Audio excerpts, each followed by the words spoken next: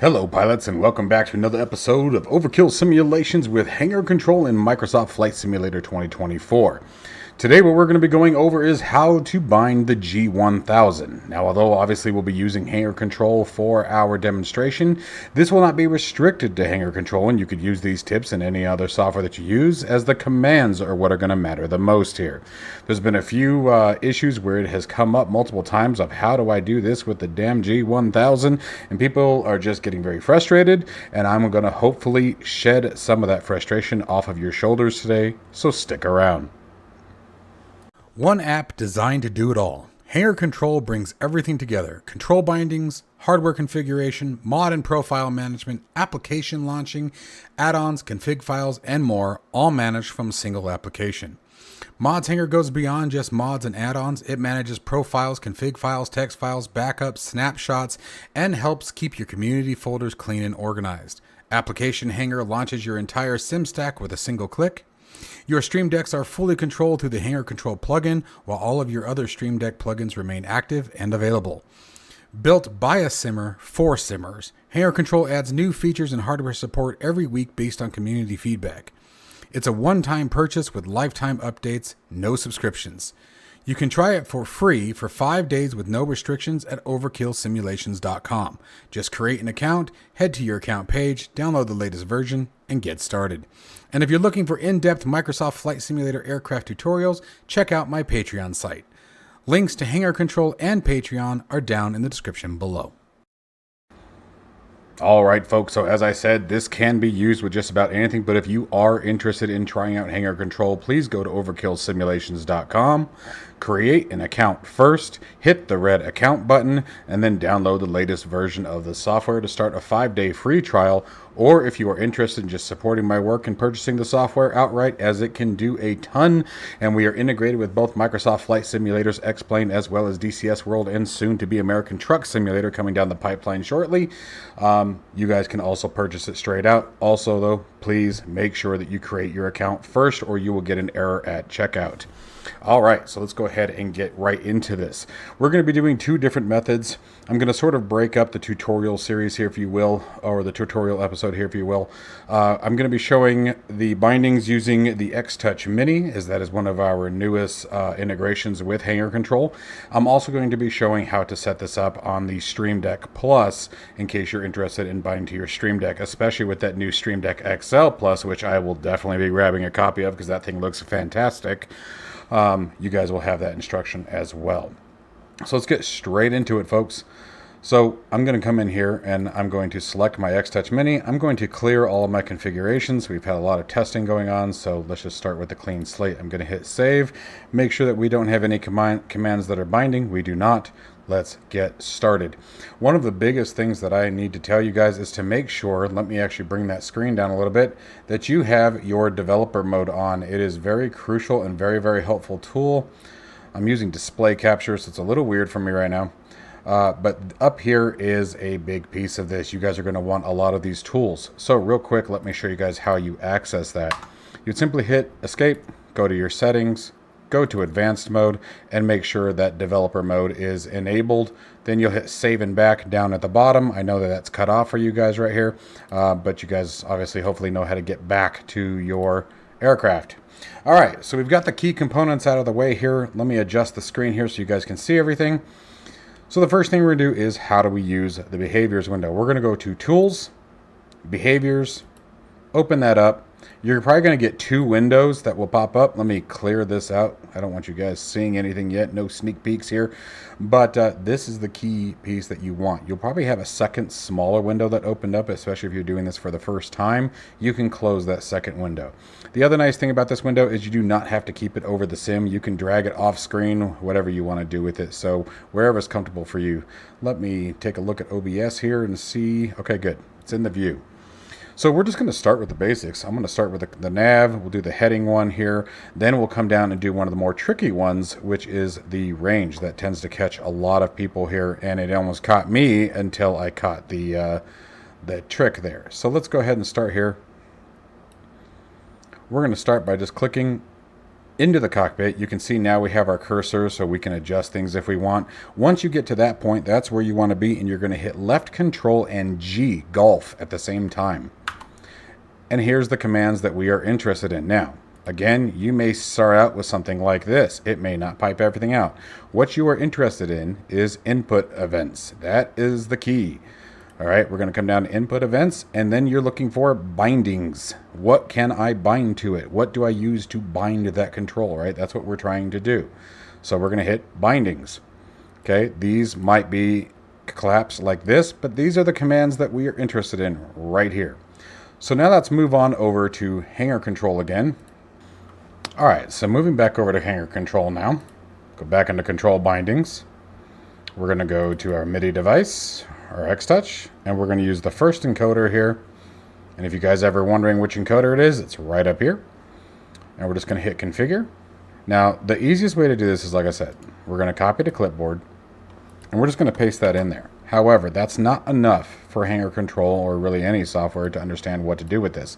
We need to add the B: trigger. Okay, so you just add a B: in there, and that will make it work. This identifies this as a B event versus a K event versus an LVAR. Okay, this is critical for this. All right, we're just going to hit, I'm going to take that, I'm going to copy that, because I'm going to show you guys something real quick. And so we have the increase. Now on the counterclockwise, I want the decrease. So I'm just going to paste that back in, change the, oops, went too far, change the ink to decrease. And we're going to hit save. If the window is open, it will not fire, so you need to make sure the MIDI device is closed. Okay, and then we're just going to bring this down, and let's turn it to the right, and turn it to the left. Okay, so perfect. Easy peasy, right? So, next one, we'll do one more here real quick, just to make sure we are squared away. We're going to come back in here, and let's do the heading knob, just to make things simple. So once again, click into the sim, make sure we have our cursor, Control G, you can see everything has changed. All right, we don't want the sync PFD increase. That's not what we're looking for. That's if you click it, okay? We don't want that yet. We do want these two, PFD increase, heading, PFD decrease. So just like before, copy to clipboard. We're gonna come in here, select our encoder. We're just going to go to encoder 2, paste, add that B: in, that's critical. I'm going to copy the whole thing, hit save, configure on the counterclockwise, change that to decrease, and save again. Watching that heading bug. Perfect, right? Okay. Now, let's do one more that really is catching people, and that is the zoom. And I'll admit, this one almost got me. So I'm going to do the same thing. I'm going to click into the sim for a minute. I'm going to do the Control G. We can see that our tools menu has now changed. Okay, let me get hanger control out of the way for this one. I'm going to go to input events, just like we're supposed to be on, right? But now you can see here, you have range, which is very misleading, and you have zoom. This is the one you want. You want the zoom. Grab that, and we can collapse these, make things easy, and just like before, copy to clipboard. Let's bring hanger control back into the mix. Go down for another one. And actually for this one, let's do the Stream Deck. Let me bring the Stream Deck up. Let's get hanger control out of the way. Okay, so we're going to move you up here. And let's grab our Stream Deck in here. Now I'm going to clear this one because I already have it. So I'm going to delete that. We want encoder control. This is for the Stream Deck Plus specifically. Okay, so I'm just going to take this and I'm going to drag it right over here. Now, coming down here, we want to change the adjust SimVar to execute actions clockwise and counterclockwise. SimConnect, we want to change this to a B event, so you do not need to add the B:, and we're just going to paste. We do want to clear the variable out. I'm going to do the same thing for the counterclockwise. Paste. Change that to decrease, just like we did before. The 0 shouldn't matter, but just throwing that out there. And we're just going to click up here till the red box goes away. And now, make sure that your service is still running in Hangar Control. That is a requirement. Oh, what did I do here? I did not mean to do that. I don't know what I did. Oh, yeah, I do. There we go. And so now, taking a look at the PFD map. All right, sorry about that. I had to cut the call short for a second, or the had to cut this short for a call. Anyway, so now you can see we now get our zoom. So with the zoom, it's just a matter of paying attention to what the command is. You really want to watch when using this tool, because sometimes what you'll see is this, right? And so what you're gonna do is you can come down AS1 range, right? I mean, that's what it says, range, right? So it makes perfect sense that people get stumped on this one. That's why I wanted to do this one specifically. All right, so you're gonna get hit by that. Make sure that you scroll down and see if there's anything else, because this is very common. This is probably the third or fourth time I have ran into this scenario where something that perfectly matches is up in this range, but the one that we actually wanted was down towards the bottom. Okay, so make sure you watch that scroll bar. It is a constant gotcha. All right. All right, so then the last thing I think that we'll talk about here, those are the real critical ones here, will be the soft keys. Okay, so for example, if you want to say this one, let's get back in here. Well, let's do something a little bit easier, I guess. Let's do the CDI. CDI is a good one. Yeah, that's a good one too. So if we hit Control G there, okay, AS1000 soft key, PFD, increase, decrease, set, okay. But what you're really looking for, the increase should work just fine. Okay, this one is all you need. But again, it's going to be a B event. Now this is a K event. This you should be able to just bind and it should just work. You shouldn't have to worry about anything regardless. So let's walk through this. Let's go back to our MIDI device. This is a good one to use for this. Okay, so we're going to come back up here. Make sure that I'm not taking up too much of the screen here. There we go. Go to MIDI device. Let's find our buttons down at the bottom. And let's see here. Oh, let's find... There's button 6. Why not? So we're going to click that. And again, very simple process. You don't have to go crazy with it. We can do B event. All right. And we can do copy to clipboard. Actually, I'm sorry. We want set because of the way we're doing this. Forgive me. Because it's a push button. It's a release. We want it to toggle. We're just going to use set. Okay. And we're just going to hit save. All right. So with that set in place, there you go. You guys can see it cycling there. So the big kicker there, once again, just to sort of run back through that process. Obviously, pick the key. Okay. So it really doesn't matter which way you go. Like this one here is defined as key 1, and obviously it counts sequentially over to the right. And just make sure that you can use the set command, but make sure that you have that B colon here. Now, you can either set the prefix here, or you can just manually type it in like that. If you just type it in like this, that works just as fine. So if we wanted to say set number 5, very easy. We could just copy this, okay, hit save. Let's go back to 5. Come down in here, hit paste. Okay, so we have our B colon. We have everything changed the 6 to a 5. Do the previous button now. And you can see that OBS button is depressing.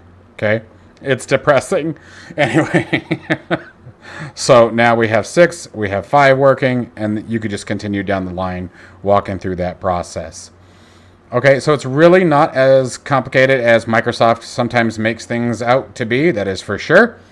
It's quite a bit easier, and I really can't think of anything here that would be tricky or cumbersome outside of what we've already talked about, like even this one here. Okay, you see we have the course PFD, and then if we come on down, there's course.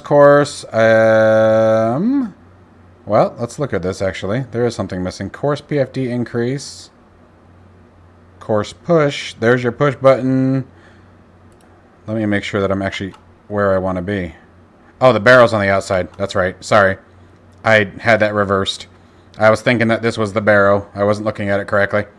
Okay, so then click on the outside encoder, and there's your baro encoders right there. So again, just make sure that you get that B colon in front of it. This will be probably unanimous, or universal, not unanimous, with any software that you use on how to bind the G1000. Okay, all of your altitude stuff, it's all going to be the same thing. Okay, FMS encoders, if we come down here, okay, it's going to be lower PFD, increase and decrease. You also have the page knob, increase and decrease. Okay, those are going to be basically the same thing. Okay, and then if you click on the outer encoder, you can see it changes again, up or push. Okay, so just watch that scroll bar. If it's orange, it is a B event. If it is blue, it is usually a K event. I do recommend B events over K events. It just seems to be the way that everyone's leaning for these glass screens, and I get better functionality out of them. And the other nice thing is that you have more control of the value if for any reason you want to change the parameters or how they are addressed. Okay, and then if you are into RPN scripting, you probably already know this, but you can use these values right here. All right, I think that's everything, unless I'm missing something. I don't think so. That's not going to do anything yet. So again, the menu button, you guys can see how all this works. Hopefully it's all changing accordingly. Set for any of these push buttons. I mean, even the increase will work, because as soon as you let go of the button, the command stops. So it really doesn't matter even if you use one of these. But set is just the way I want you to think picture is set for a push button is basically toggle. Okay, it will toggle the value of its current location. So as always, guys, be sure to reach out to the Discord channel if you have any problems. This whole thing started by someone reaching out to me and asking for help. It's what I do. It's what I'm here for. I want Hanger Control to be good for everybody. So if you guys have any questions, please join the Discord. Link is in the description of every single one of my videos. Come hang out, come chat, come geek out with me, and we'll work through the flight sim experience together if need be. As always, folks, stay safe and healthy, and I'll see you in the next one.